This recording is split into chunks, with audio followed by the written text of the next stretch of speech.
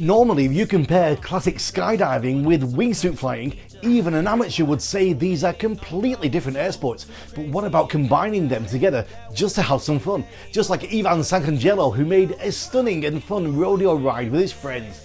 They called their formation flight a Tex-Mex.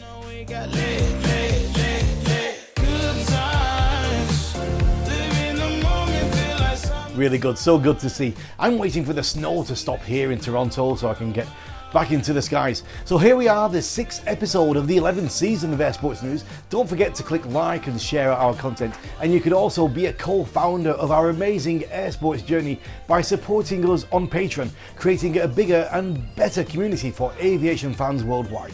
You can check out how to do this by clicking the link in the description. So I'm Regan Tetlow, let's get into it.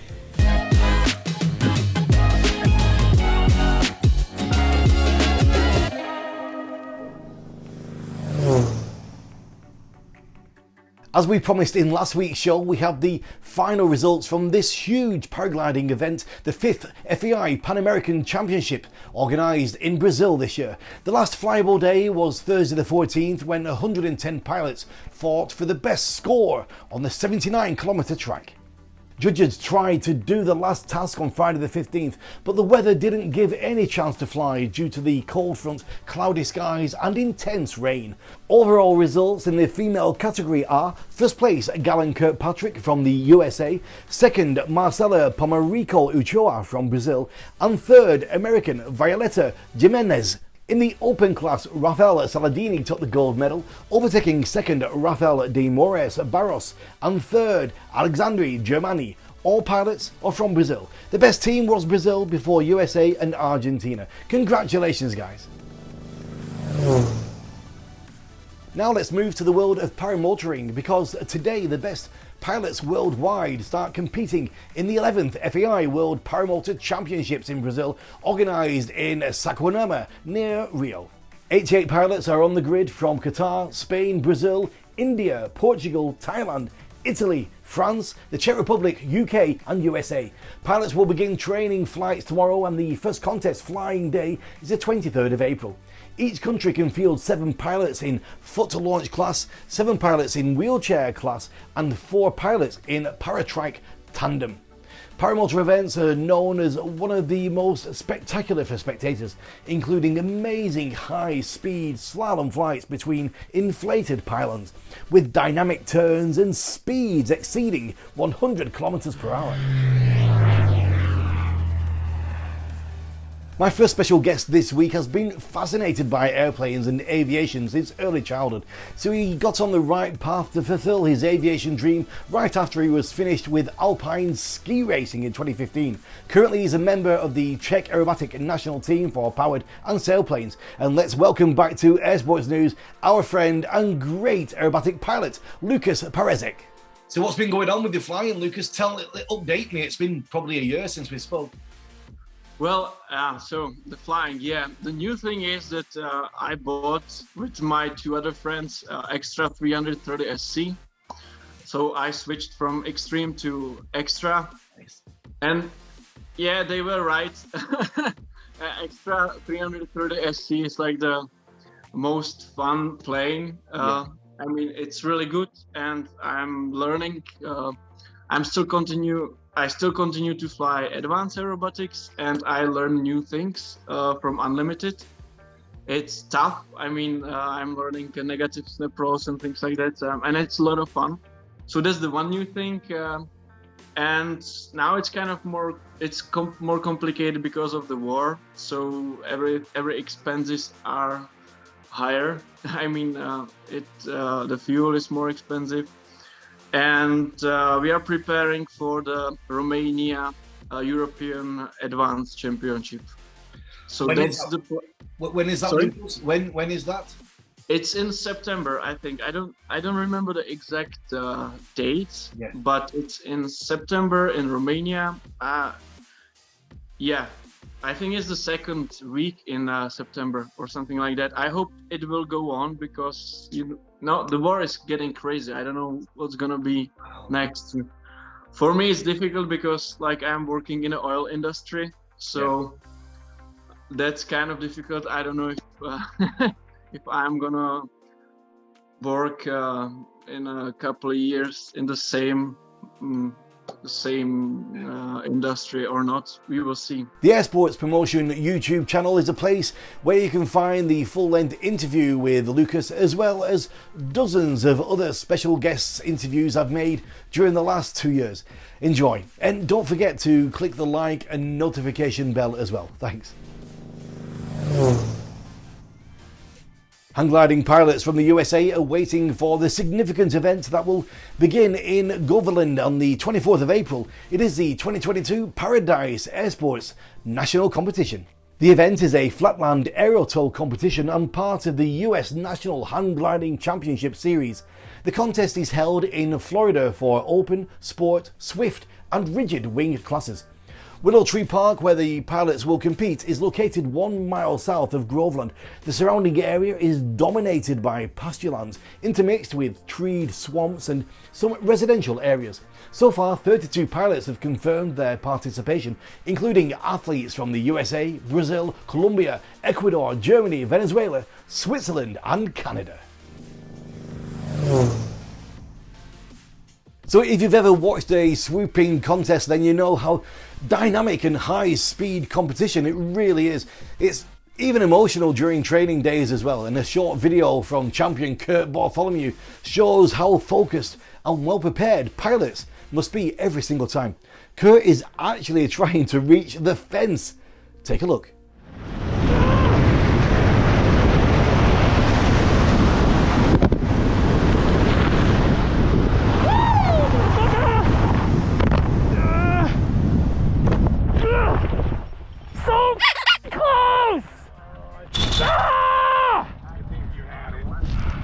I might have bitched out a little. I know you had it. We got to put your net up. Put your net up. Why not? I want to hit the fence, man.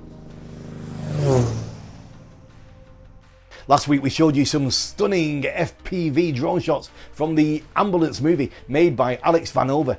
Now look what he's been up to, chasing and intercepting a cone tornado in Arkansas.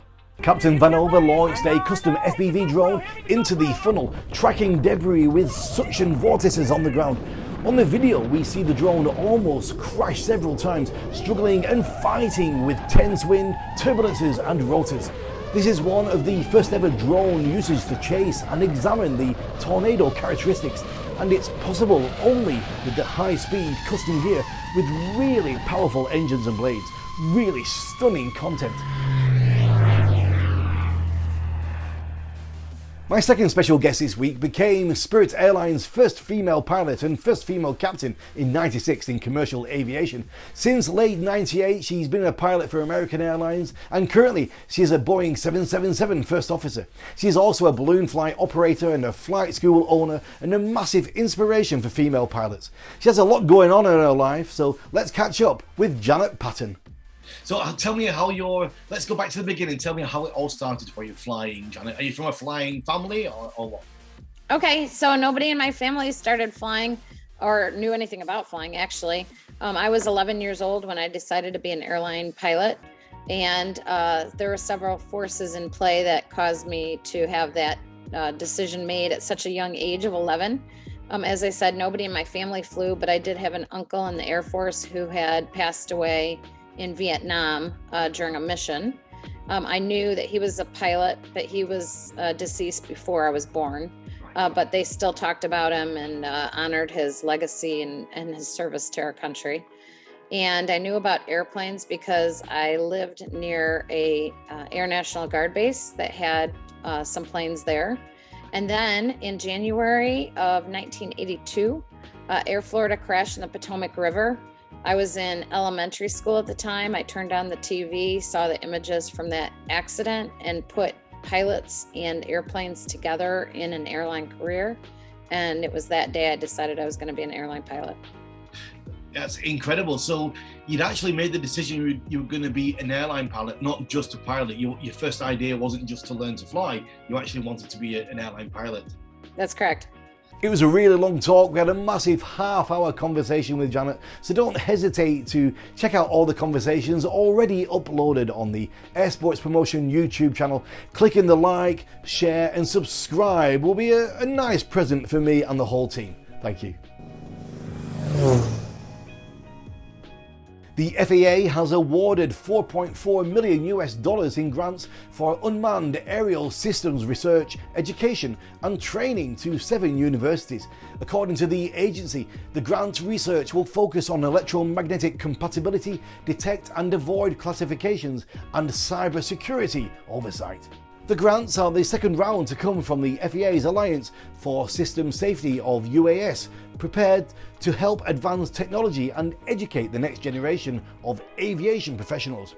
Assure has awarded a total of 15 grants valued at $18.3 million so far this year. The FAA noted that the UAS fleet currently encompasses more than 800,000 recreational and commercial drones and is expected to continue growing.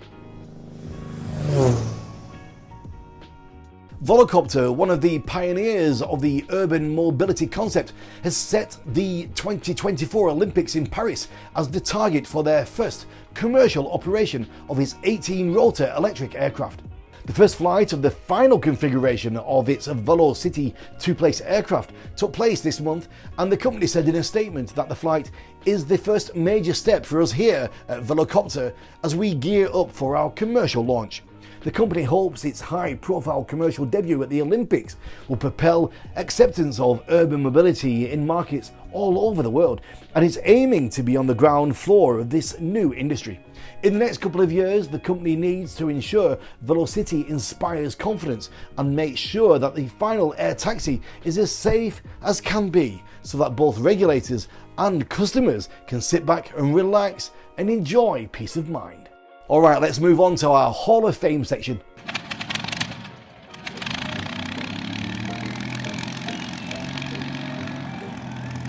Between the 16th and 17th of April 1923, Oakland George Kelly and John Arthur McCready set 6 FAI world records for speed, distance and duration flying the Fokker T-2 aircraft, which they planned to fly non-stop across the United States of America. On the 17th of April 1964, Geraldine Mock landed her Cessna 180, the Spirit of Columbus, in Hawaii, USA, completing a circumnavigation of the Earth. Mock was the first woman to complete this by air. The total elapsed time was 29 days, 11 hours and 59 minutes. On the 17th of April 1923, Harold Ross Harris set 2 FAI world speed records, flying de Havilland's XDH-4L. Harris averaged 184 km per hour on the 1,500 km closed circuit and 183.8 km an hour over a 2,000 km course. On the 18th of April 1943, Lockheed P-38G Lightning twin-engine fighters of the 339th Fighter Squadron flew the longest interception mission of the World War II, over 600 miles from their base at Guadalcanal in the Solomon Islands to Bougainville. That's it for this week, guys. If you like our content, please don't forget that you can help to improve and keep us on the air by becoming a supporter via the Patreon platform. Click the link in the description to check how you can help us create better aviation content every week. Likes and shares are of course always welcome. And today I'm leaving you with a special aviation announcement. So stay safe and keep your eyes on the skies.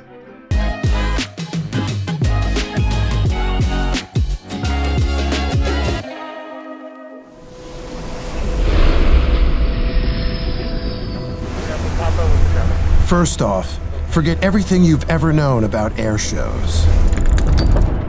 We're talking 40,000 pounds of thrust racing across your chest at California's most iconic beach destination. Huntington Beach, California, on one of the best days. And your best friends are all there because they want to be. Because it's not just an air show, it's an experience.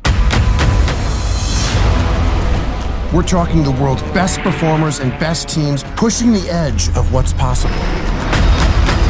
Things that make you turn your head and scratch it at the same time. VIP meet and greets, social parties, epic hospitality, and a high-octane boat race around Catalina Island. Everything under the sun, and we're just getting started. Pacific Air Show, redefining the air show experience.